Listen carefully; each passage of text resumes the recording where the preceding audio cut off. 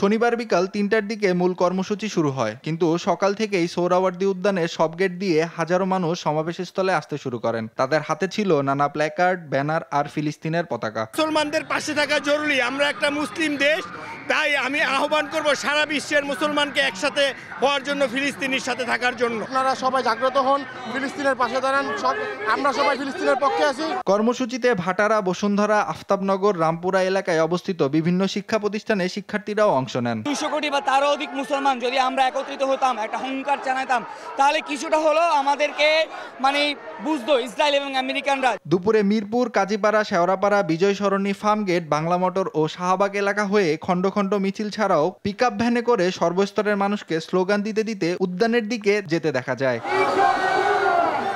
তেজগাঁও ও খিলগাঁও এলাকায় বিপুল সংখ্যক মানুষ ট্রেনের ছাদে চড়ে আসেন মার্চ ফর গাজা কর্মসূচিতে।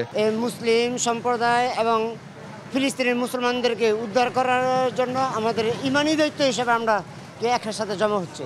এই গণজমায়েত কর্মসূচির নিরাপত্তায় সোহরাওয়ার্দী উদ্যান, কারওয়ানবাজার, শাহবাগ ও বিভিন্ন এলাকায় সেনাবাহিনী ও আইন শৃঙ্খলা বাহিনীর বাড়তি সদস্যরা দায়িত্ব পালন করেন।